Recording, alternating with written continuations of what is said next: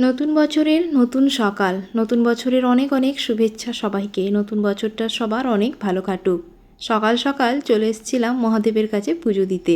নতুন বছরের শুরুটা মহাদেবের কাছে পুজো দেওয়া ছাড়া সবটাই যেন অসম্পূর্ণ।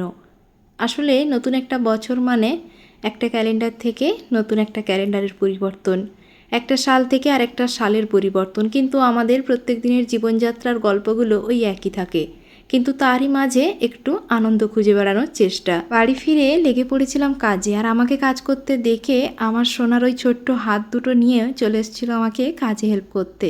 বাইরে প্রচণ্ড গরম, পাখিটাকে দেখলাম জল খেতে, তাই ভাবলাম বাইরের পাখিগুলোর জন্য ছাদে একটু জল আর একটু খাবার রাখি।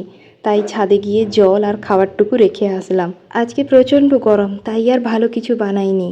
তোমাদের নতুন বছরটা কেমন কাটলো অবশ্যই কমেন্ট করে জানিও। সবাই ভালো থেকো আর সুস্থ থেকো।